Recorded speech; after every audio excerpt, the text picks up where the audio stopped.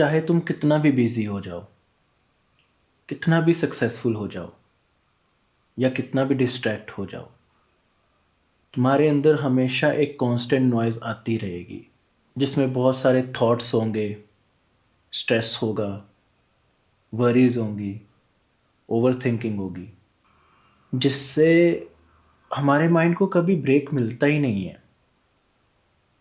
हम कॉन्स्टेंटली ये सब चीज़ें करते ही रहते हैं, इनफैक्ट सोते हुए भी।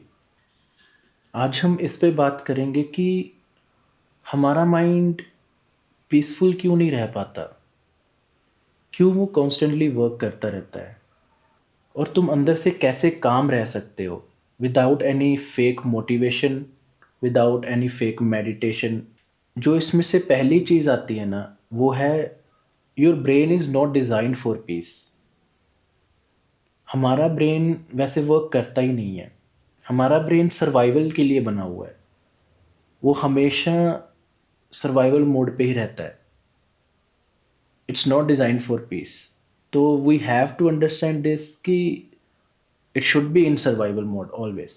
आपने कभी नोटिस किया होगा कि हमारा ब्रेन हमेशा वर्स्ट केस सिनेरियो क्यों चूज़ करता है, क्यों वो हमेशा वर्स्ट केस सिनेरियो पे ही रहता है। वो इसी वजह से, क्योंकि उसका काम है सर्वाइवल मोड पे रहना। कौन सी चीज़ हमारे लिए गलत हो सकती है, कौन सी चीज़ हमें हर्ट कर सकती है, कहाँ हमारा बेनिफिट है, कहाँ नहीं है। तो ये दिमाग अपने आप ही चीज़ें करता है। और अगर पीस की बात करें तो पीस एक नेचुरल स्टेट नहीं है, ये एक स्किल है जो तुम्हें सीखनी पड़ेगी। और अगर तुम हमेशा एंग्शियस फील करते हो तो it's not your fault, it's your brain default setting. Now the second thing is too much input and zero calmness.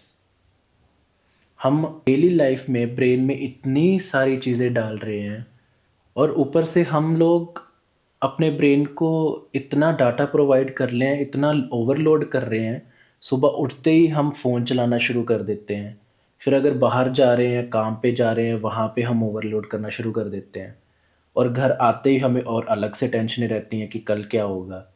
तो जिससे हमारे ब्रेन को बिल्कुल भी टाइम नहीं मिल रहा है कि वो काम हो। तुम्हारा माइंड ना कभी भी बोर्ड नहीं होता, वो बस एग्जॉस्टेड हो जाता है। इतनी ज़्यादा इनपुट देने की वजह से उसका पीस ऑटोमेटिकली कम हो जाता है। Now the third thing is you never process your emotions. हम डेली लाइफ में, याद करो, हम डेली लाइफ में कितनी बार अपने इमोशंस अपने अंदर ही दबा लेते हैं, जिसकी वजह से हमारा माइंड पीसफुल रह ही नहीं पा रहा। अगर कुछ सैड हो तो इग्नोर कर दो बिल्कुल ही, कि डिस्ट्रैक्ट करना शुरू कर दो खुद को। गुस्सा हो किसी चीज़ में, इग्नोर करना शुरू कर दोगे। खुश हो, उसे अंदर दबाना शुरू कर दोगे, किसी को बताते नहीं हो। जिसकी वजह से इमोशंस हमारे अंदर क्लटर्ड होए जा रहे हैं। अगर हर्ट होते हो तो बस प्रिटेंड करते हैं हम कि एवरीथिंग इज़ फाइन, किसी को अपना दुख नहीं बताते। जिसकी वजह से हमारा माइंड इतना कंफ्यूज है आजकल कि उसको पीस तो क्या ही मिलेगा। और तुम्हें एक चीज़ पता है, जब हम अपने इमोशन स्टोर करना शुरू कर देते हैं ना अपने अंदर, तो तुम्हें कुछ टाइम के लिए शायद लगता होगा कि वो ख़त्म हो चुके हैं, पर वो कभी ख़त्म हुए ही नहीं है।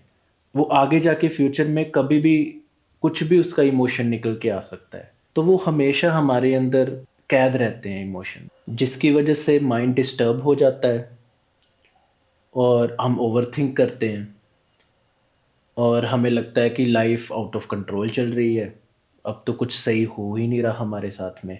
पर वो हमारी ही गलती है, हम ही अपने इमोशंस को दबा के रख रहे हैं। But the truth is, emotions को फील करना या उसे शो करना कभी भी कमज़ोरी नहीं है। Actually it's a part of healing. तो इमोशन को एक्सप्रेस करना सीखो। Now the fourth point is you are always living in your past और फ्यूचर। अब ये बात तो तुम्हें माननी ही पड़ेगी कि हम लोग हमेशा पास्ट या फ्यूचर में ही रहते हैं, हम प्रेजेंट में आ ही नहीं पाते। हमेशा पास्ट का रिग्रेट रहेगा और फ्यूचर की टेंशन, फ्यूचर की स्ट्रेस लेके बैठे हुए हैं कि हम लाइफ में ये कर पाएंगे या नहीं कर पाएंगे। हर चीज़ स्ट्रेस के साथ है कि फ्यूचर में ये होगा, प्रमोशन मिलेगी, ये चीज़ कर पाएंगे या नहीं कर पाएंगे, बहुत सारी चीज़ें।